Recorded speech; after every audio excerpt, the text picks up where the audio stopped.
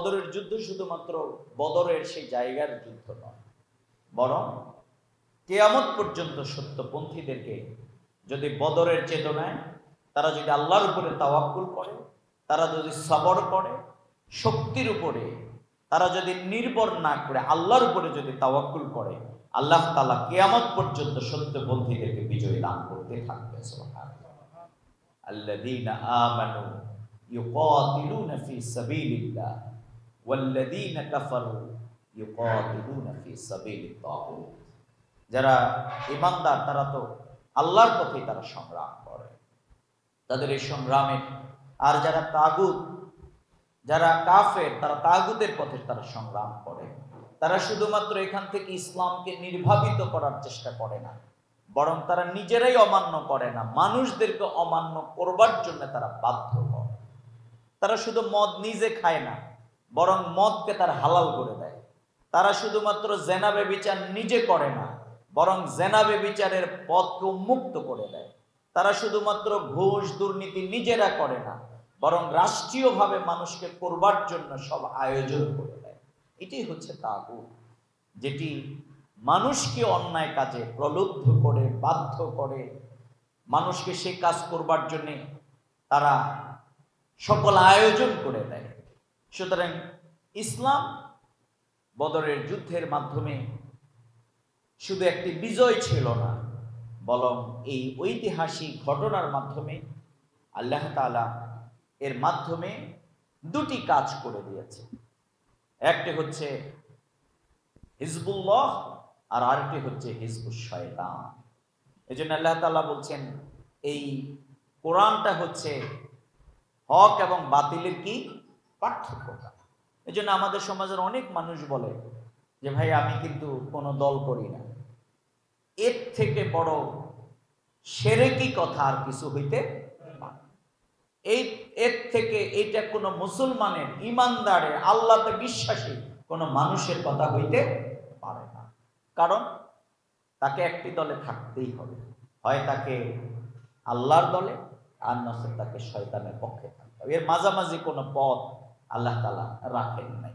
আর কিয়ামত পর্যন্ত আল জিহাদু মাযিন ইলা ইয়াউমিল কিয়ামা, এই লড়াই, এই সংগ্রাম কিয়ামত পর্যন্ত চলতে থাকবে। এই জন্য আল্লাহ তাআলা অসংখ্যবার সবচেয়ে যে নবীর বর্ণনা আল্লাহ তাআলা কোরআন শরীফে বেশি দিয়েছেন, আপনারা এখন তারাবিতে আমরা যে সূরাগুলো এখন পড়তেছি এগুলোতে আল্লাহ তাআলা দিয়েছেন সেই মূসা আলাইহিস সালাতু ওয়াস সালাম এবং ফেরাউনের ঘটনা।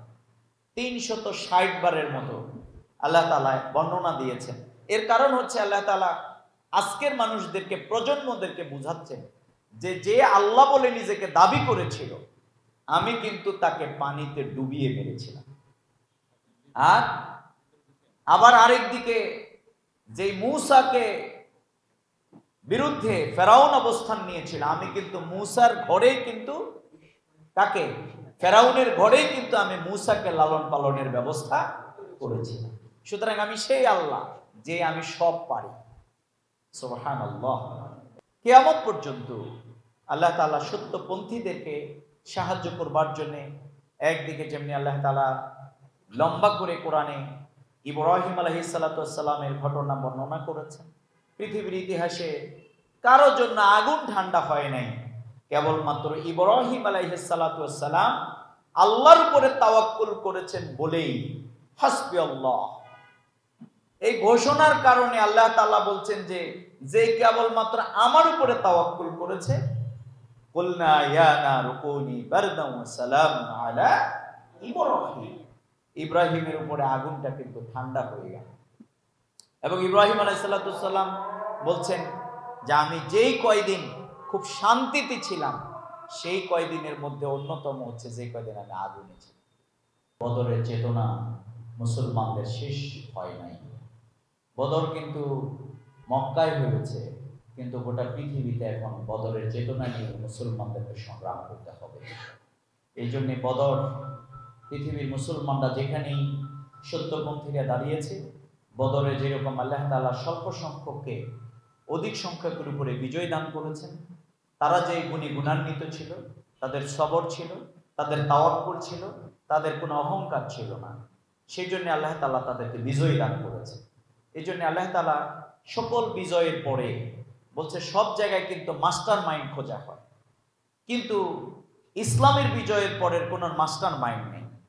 এই জন্য এই যে আমাদের 24-এর যে বিজয়, এখানেও কিন্তু অনেকেই কিন্তু মাস্টার মাইন্ড খোঁজে কে মূল, কিন্তু যারা আল্লাহতে বিশ্বাসী তারা বলে যে না, এখানের মাস্টার মাইন্ড হচ্ছে স্বয়ং আল্লাহ তাআলা সুবহানাল্লাহ।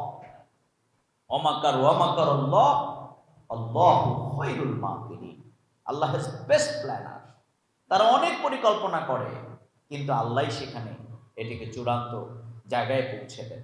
এই জন্যে আজকের এই পৃথিবীর প্রান্তে প্রান্তে, আজকের কাশ্মীর, মিয়ানমার, আফগানিস্তান এখন কিছুটা স্টেবল হয়েছে।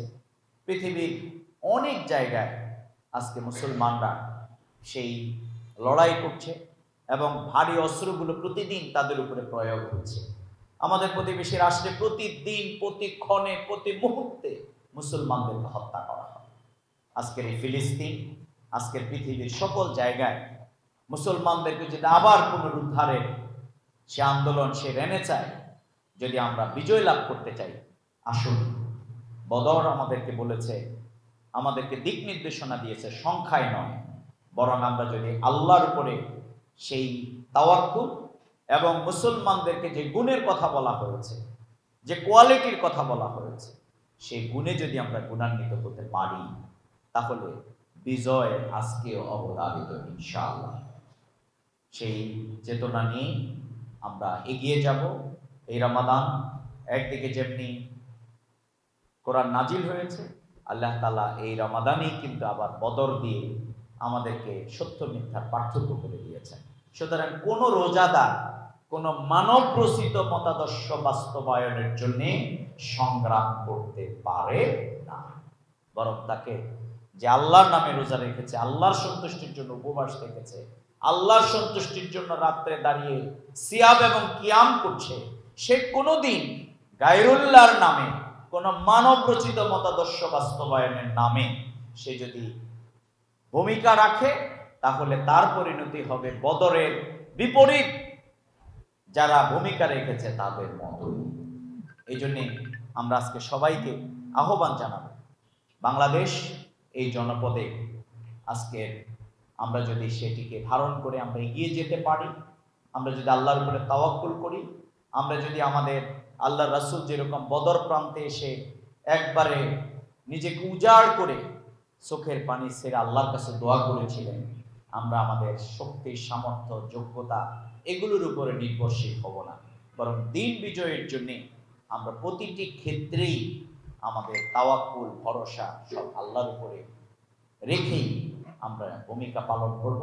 আল্লাহ তাআলা আমাদের সবাইকে বদরের চেতনায় উজ্জীবিত হয়ে আমরা কোরআন প্রতিষ্ঠার এই আন্দোলন আমরা যাতে জমিনে বাস্তবায়ন করতে পারি, ইনসাফ ভিত্তিক একটি সমাজ প্রতিষ্ঠার জন্য যে আজকে ছাত্র সমাজের যে ত্যাগ, যে ভূমিকা, আলেম ওলামাদের শাহাদাত, সর্বস্তরের মানুষের যেই স্যাক্রিফাইস, আমরা এটিকে দিতে হবে, যেতে দেব না ইনশাআল্লাহ। সেই ইনসাফ ভিত্তিক সমাজ বিনির্মাণের জন্য, সে আদল প্রতিষ্ঠার জন্য, সে জাস্টিস প্রতিষ্ঠার জন্য আমাদের শুধুমাত্র ইসলামের এই নিয়ম, বিধি, বিধান এগুলোকে আমরা মসজিদের মধ্যে আমরা রাখবো না, বরং কোরআন এসেছে সমাজকে পরিচালনা করবার জন্য, রাষ্ট্রকে পরিচালনা করবার জন্য, সমাজকে পরিচালনা করবার জন্য। সেই জায়গা থেকে আমরা ভূমিকা পালন করব। মানুষ ততক্ষণ পর্যন্ত ইসলামের পূর্ণাঙ্গ সৌন্দর্য, সুফল দেখতে পাবে না, যতক্ষণ পর্যন্ত রাষ্ট্রীয়ভাবে ওয়াজাহিদু ফিল্লাহি হাক্কা জিহাদ, মানুষ সংগ্রামের মাধ্যমে এই দিনকে এই জমিনে প্রতিষ্ঠা না করতে পারে। এই জন্য সেটি হোক আমাদের শপথ, সেটি হোক আমাদের অঙ্গীকার, রমাদানে তাকওয়া ভিত্তিক একটি সমাজ বিনির্মাণের জন্য আসুন আমরা সেই শপথ গ্রহণ করি।